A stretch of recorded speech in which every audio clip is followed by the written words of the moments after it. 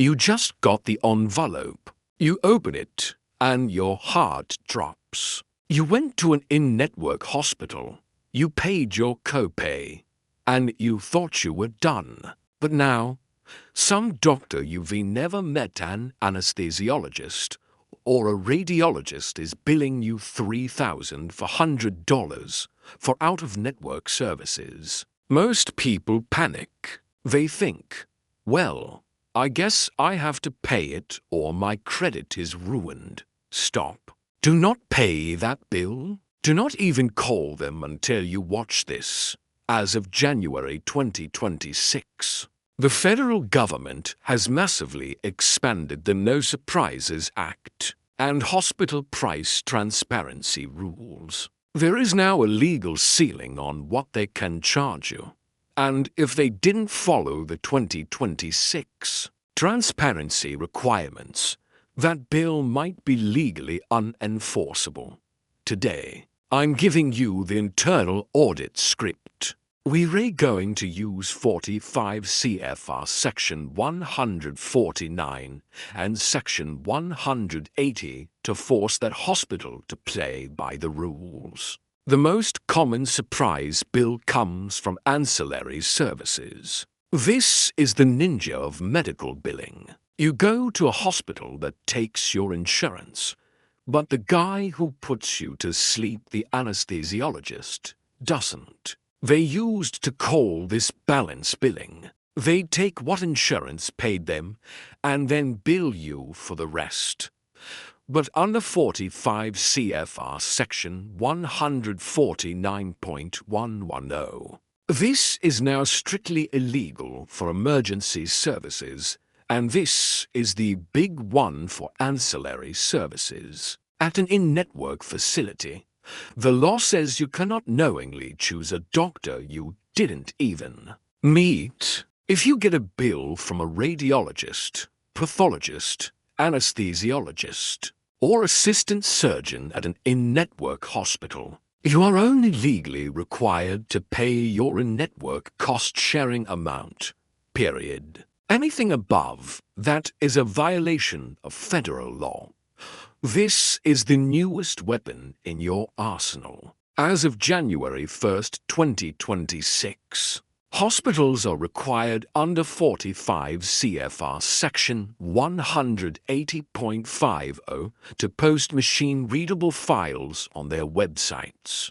These files must now include the median allowed amount for every single service they provide. That means you can see the average price they accept from insurance companies. If you get a bill for $2,000 for an MRI, but their public median price is $600, you have immediate, documented proof that they are price gouging. In your dispute letter, you're going to cite their own 2026 transparency data against them. Hospitals hate this because it proves they are charging you more than they charge everyone else. If you don't have insurance, the law is even more on your side. If you schedule a procedure, they must give you a good faith estimate GFE. If the final bill is even for $100 higher than that estimate,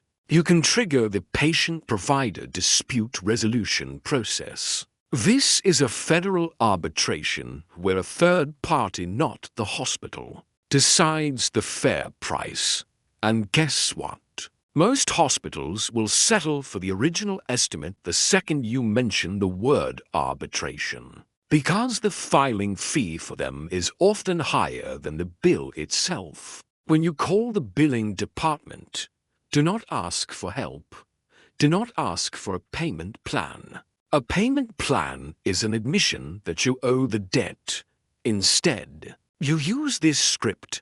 I am calling to dispute invoice number X under 45 CFR Section 149.110. This appears to be a prohibited balance bill for an ancillary service at an in-network facility. Furthermore, under the 2026 Hospital Price Transparency Rules, the amount charged exceeds the median allowed amount posted in your own machine-readable file, I am requesting a formal internal audit of this bill and a revised statement that reflects my in-network cost-sharing only. Watch how fast they put you on hold to talk to a supervisor. You just used the magic words that trigger a compliance review. The federal government can fine hospitals up to $10,000 per violation. Most hospitals will waive your $2,000 bill just to avoid a federal investigator looking at their entire billing department. Get the EOB.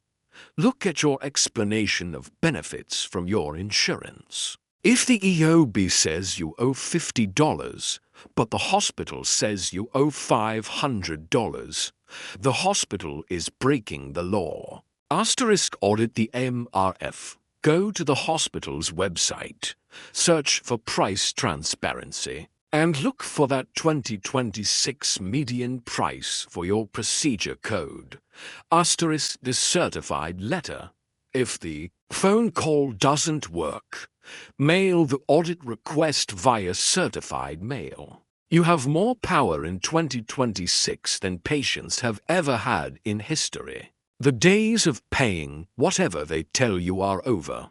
Take your 45 CFR codes. Take your median price data and fight back.